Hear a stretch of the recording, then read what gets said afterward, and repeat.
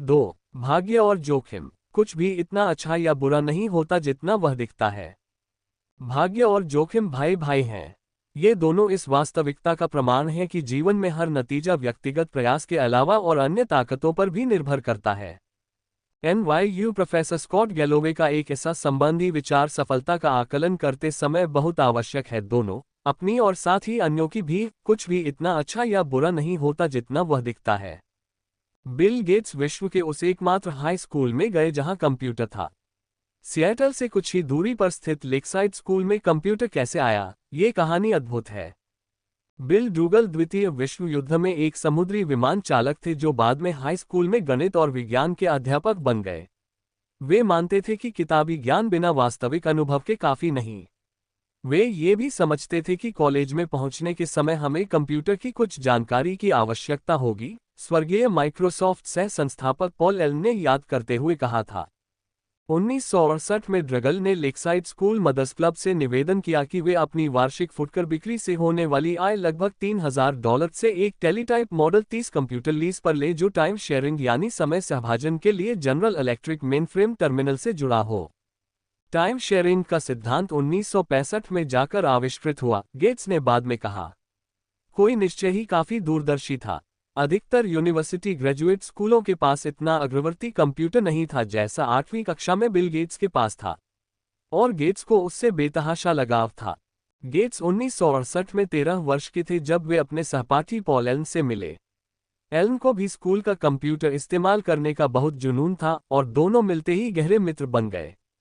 Lakeside का computer वहां के सामान्य पाठ्यक्रम का भाग नहीं था, यह एक स्वतंत्र अध्ययन कार्यक्रम था। बिल और पॉल आराम से कंप्यूटर में अपनी रचनात्मकता को स्वच्छंद रूप से विचरण करने देते थे। स्कूल के बाद देर रात में या सप्ताहांत में वे शीघ्र ही कंप्यूटिंग में माहिर हो गए।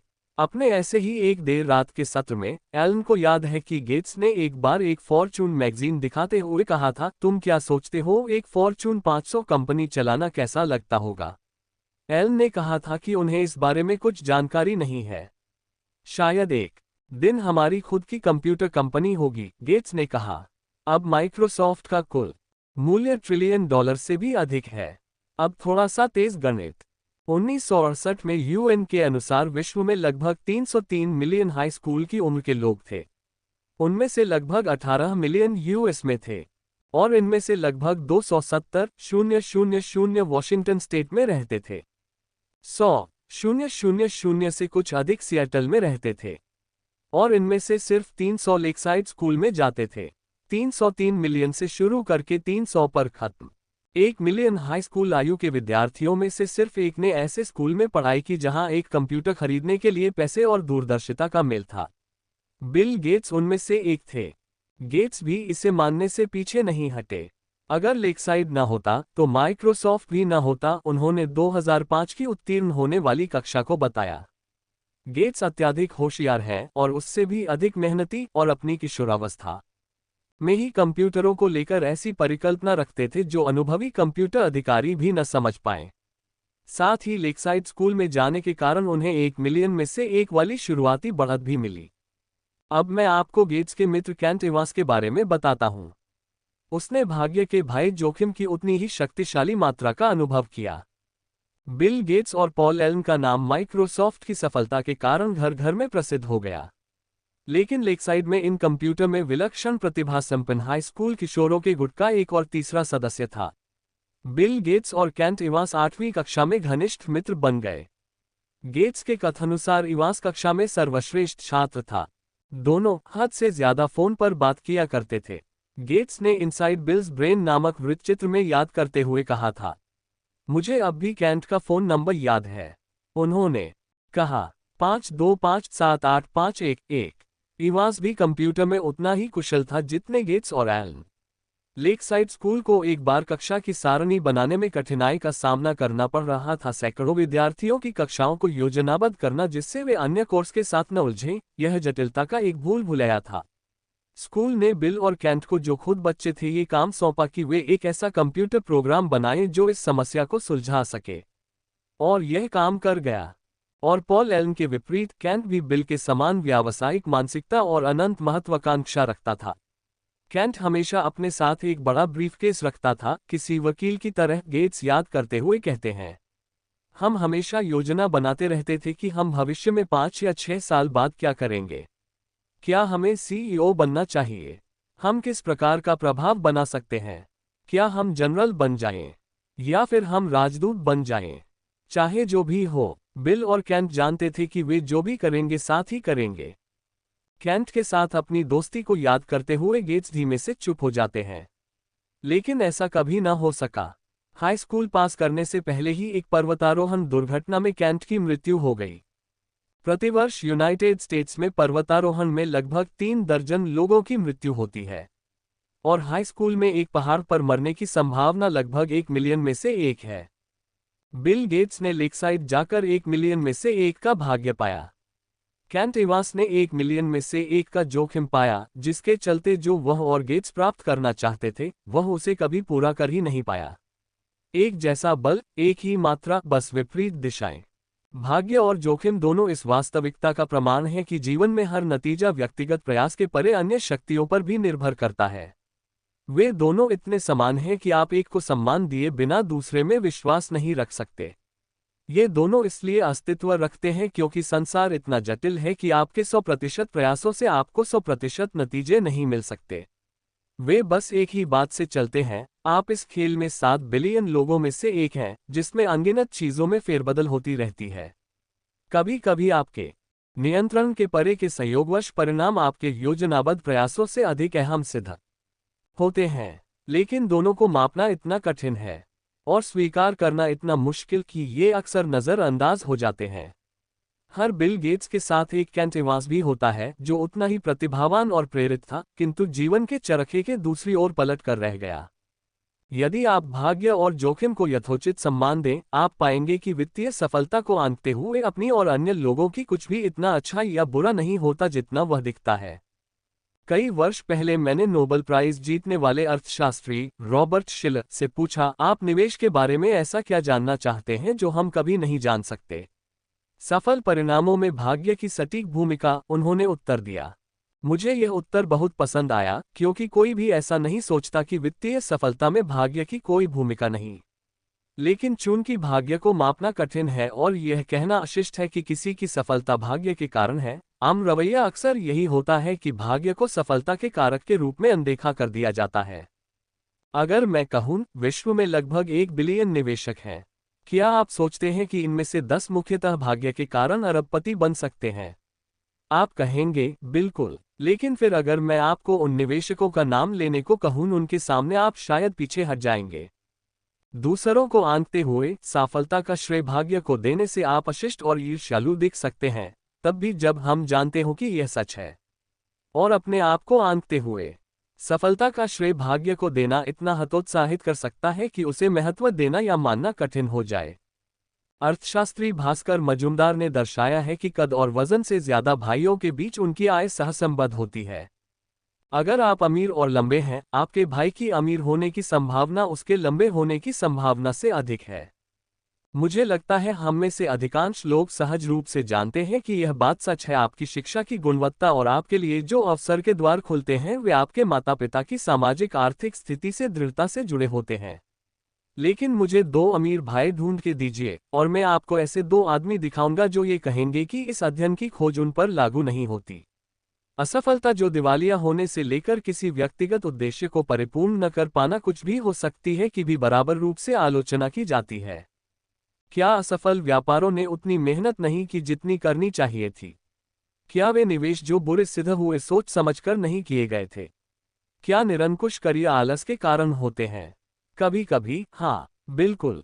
लेकिन कितना, ये जानना कठिन है। किसी भी योग्य लक्ष्य के अनुगमन में सफल होने की संभावना 100% से कम है, और जोखिम वही है जो जब बीच में आता है जब आप दुर्भाग्य से इस समीकरण के दूसरी ओर जा पहुंचे। ठीक भाग्य ही की तरह वृतांत कठिन, अस्तव्यस्त और जटिल हो जाता है यदि हम ये जानने का प्रयत्न करें कि किसी परिणाम का कितना हिस्सा सचेतन निर्णय के कारण था और कितना जोखिम के कारण। मान लीजिए कि मैं एक स्टॉक खरीदता हूं और 5 साल बाद भी वह वैसे का वैसा ही रहता है। यह संभव है कि इसे खरीदने का मेरा निर्णय ही खराब था। ये भी संभव है कि मेरा निर्णय अच्छा था और मेरी पैसा बनाने की संभावना 80% थी और दुर्भाग्य से मैं 20% वाले अन्य छोर पर पहुंच गया। इनमें से कौन सी संभावना सही है, ये कैसे जाना जाए? क्या मैंने एक गलती की या फिर बस जोखिम की वास्तविकता का अनुभव किया? आंकड़ों की सहायता से यह आंकना संभव है कि कुछ निर्णय समझदारी भरे थे या नहीं। लेकिन वास्तविक संसार में दिन प्रतिदिन हम ऐसा नहीं करते। ये बहुत कठिन है। हम सादी कहानियों को वरीयता देते हैं जो आसान जरूर होती है लेकिन अक्सर बुरी तरह भ्रामक भी। निवेशकों और अग्रणी उद्योगपतियों के साथ अनेक वर्ष गुजारने के बाद मैंने जाना है कि किसी दूसरे की असफलता के लिए आमतौर पर खराब निर्णयों को उत्तरदायी ठहराया जाता है, जबकि आप अपनी खुद की असफलताओं को अक्सर जोखिम के बुरे पहलू के कारण हुआ मानते हैं। आपकी असफलताओं को आंकते हुए मैं संभवतः कारण और प्रभाव की एक सीधी सादी कहानी पसंद करूंगा, क्योंकि मैं नहीं जानता कि आपके दिमाग में क्या चल रहा है। आपने एक बुरा परिणाम पाया तो यह आपके किसी बुरे निर्णय के कारण हुआ होगा। ये कहानी मुझे सबसे अधिक समझ में आती है। लेकिन जब मैं खुद को आंकता हूं तो मैं एक ख्याली वृतांत रच सकता हूं जिसके सहारे मैं अपने निर्णयों को सही ठहराकर बुरे परिणामों को जोखिम के मत्थे मर सकूं। फोर्ब्स मैगजीन का कवर ऐसे गरीब निवेशकों की सराहना नहीं करता जिन्होंने निर्णय तो समझदारी भरे लिए किंतु दुर्भाग्यवश जिन्हें जोखिम का बुरा पहलू झेलना पड़ा। लेकिन यह ऐसे अमीर निवेशकों का गुणगान अवश्य करता है जिन्होंने ठीक ठाक या फिर लापरवाही वाले निर्णय लिए लेकिन भाग्यशाली निकले। दोनों ने एक ही सिक्का उछाला लेकिन उसके गिरते समय बाजी पलट गई। इसका खतरनाक पहलू यह है कि हम सब पैसे के बारे में ये जानने का प्रयत्न कर रहे हैं कि क्या काम करता है और क्या नहीं, कौन सी निवेश नीतियां काम करती हैं, कौन सी नहीं, कौन सी उद्योग नीतियां काम करती हैं, कौन सी नहीं। आप अमीर कैसे बनते हैं? आप गरीब होने से कैसे बच सकते हैं? हम सफलताओं और असफलताओं की समीक्षा कर ये पाठ सीखने का प्रयास कर रहे हैं और कह रहे हैं, वही करो जो इसने किया, जो उसने किया उससे बचो। अगर हमारे पास कोई जादुई छड़ी होती तो हम जान पाते कि इन परिणामों का कितना अनुपात ऐसे कार्यों के कारण है जो दोहराए जा सकते हैं, बनाम अनियमित जोखिम और भाग्य की भूमिका जो इन कार्यों को इस या उस ओर धकेलते हैं। लेकिन हमारे पास कोई जादुई छड़ी नहीं है। हमारे पास दिमाग है जिसे अधिक बारीकी के बगैर सरल उत्तर चाहिए। इसलिए उन विशेषताओं को पहचानना जो हमें अपनानी चाहिए या जिनसे बचना चाहिए, बेहद कठिन हो सकता है। अब मैं आपको एक और कहानी सुनाता हूं, एक ऐसे व्यक्ति की जो बिल गेट्स की ही तरह बेतहाशा सफल था, लेकिन जिसकी सफलता को भाग्य या कौशल से बांधना कठिन है। कॉर्नेलियस वैंडरबिल्ट ने अपने रेल मार्ग साम्राज्य को विस्तृत करने के लिए बस कुछ व्यापारिक करार पूरे ही किए थे। उनके एक व्यवसाय सलाहकार ने आगे झुककर वैंडरबिल्ट को बताया कि हर वह करार जिसके लिए उन्होंने सहमति दी थी, वह किसी न किसी तरह कानून को तोड़ रहा था। हे भगवान, जॉन, वैंडरबिल्ट ने कहा, तुम्हें लगता है कि रेल मार्ग स्टेट ऑफ न्यूयॉर्क के कानून के अनुसार चल सकता है? बोलो, क्या ऐसा हो सकता है?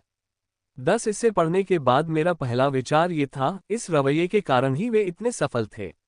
वैंडरबिल्ट के समय में कानून रेल मार्ग को अनुमति नहीं देता था, इसलिए उन्होंने कहा, भाड़ में जाए, और कैसे भी अपना काम किया। वैंडरबिल्ट बेतहाशा रूप से सफल थे, इसलिए उनकी कानून तोड़ने की आदत जो कुख्यात और उनकी सफलता के लिए निर्णायक थी, उसे ऋषि ज्ञान के रूप में देखना लुभावना लग सकता है। उस बेजोड़ दूरदर्शी ने कुछ भी अपने रास्ते में नहीं आने दिया। लेकिन यह विश्लेषण कितना खतरनाक है। कोई भी समझदार व्यक्ति खुल्लम खुल्ला अपराध को उद्यमी विशिष्टता के रूप में इस्तेमाल करने की सलाह नहीं देगा। आप आसानी से वैंडरबिल्ट की कहानी के अलग तरह से रूप लेने की कल्पना कर सकते हैं, एक नियम विरोधी जिसकी नई कंपनी एक अदालत के आदेश से धराशायी हो गई। इसलिए यहाँ पर एक समस्या है। आप वैंडरबिल्ट की कानून तोड़ने के लिए उतनी ही प्रशंसा कर सकते हैं जितनी आप एनरॉन की इसके लिए आलोचना करते हैं। शायद इनमें से एक भाग्यवश कानून के हाथों से बच निकला जबकि दूसरा जोखिम के छोर पर जा पहुंचा। जॉन डी रॉकफेलर की कहानी भी ऐसी ही है। उनका बार बार कानून की आंखों में धूल झोंकना। एक न्यायाधीश ने एक बार उनकी कंपनी को आम चोर के समान कहा था। इतिहासकारों द्वारा अक्सर शातिर व्यवसाय होशियारी के रूप में दर्शाया गया है। शायद वह था भी, लेकिन वृतांत, तुमने पुराने नियम कानूनों को नवरचना के आड़े नहीं आने दिया से तुमने एक अपराध किया है।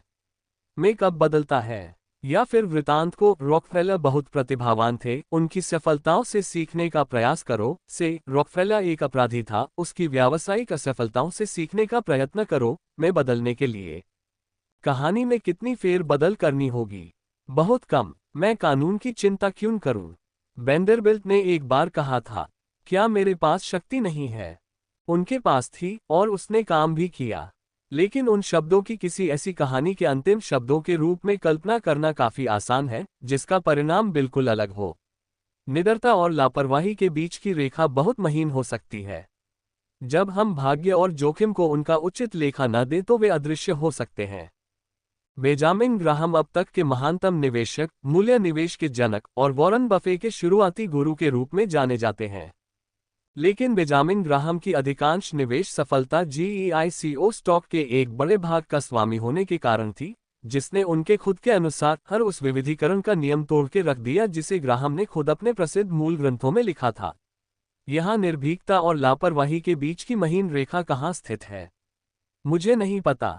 ग्राहम ने अपने GEICO बोनेंजा के बारे में लिखा, एक भाग्यशाली मौका या एक अत्यंत समझदारी वाला निर्णय, क्या हम इनके बीच का अंतर बता सकते हैं? आसानी से नहीं। इसी प्रकार हम सोचते हैं कि मार्क जुकरबर्ग प्रतिभावान है क्योंकि उन्होंने याहू के 2006 के 51 बिलियन में उसकी कंपनी खरीदने के प्रस्ताव को अस्वीकार कर दिया। उन्होंने भविष्य को बूझा और अपनी बात पर डटे रहे।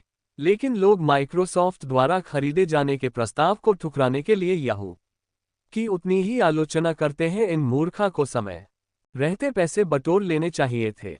उद्यमियों के लिए यहाँ क्या सबक है, मुझे बिल्कुल अंदाजा नहीं, क्योंकि भाग्य और जोखिम की स्पष्ट व्याख्या करना कठिन है। इसके और भी कितने ही उदाहरण हैं। अनगिनत सौभाग्य और सफलताएं लीवरेज का परिणाम है। सर्वश्रेष्ठ और सबसे बुरे प्रबंधक अपने कर्मचारियों को जितना हो सके उतना बाध्य करते हैं। ग्राहक हमेशा सही होता है और ग्राहक नहीं जानते कि उन्हें क्या चाहिए, दोनों स्वीकृत व्यावसायिक ज्ञान है। प्रेरक रूप से निर्भीक और मूर्ख लापरवाह के बीच की रेखा की मोटाई मात्र 1 मिलीमीटर भी हो सकती है, जिसे बस स्पष्ट दृष्टि से देखा जा सकता है। भाग्य और जोखिम एक दूसरे की कार्बन कॉपी हैं। यह कोई ऐसी समस्या नहीं जिसे आसानी से सुलझाया जा सके।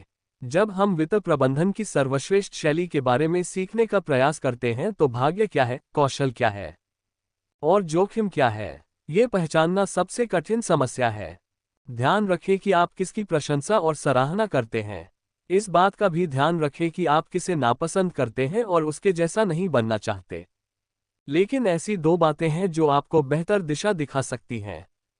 या फिर ध्यान रखिए जब आप यह मानने चले कि 100% परिणाम प्रयासों और निर्णयों पर निर्भर करते हैं।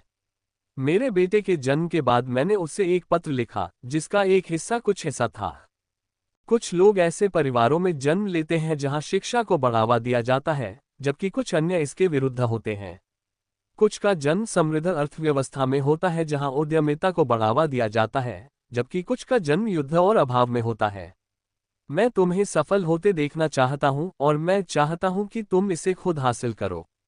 लेकिन याद रखो कि सफलता हमेशा मेहनत के कारण नहीं मिलती और गरीबी हमेशा आलस के कारण नहीं होती।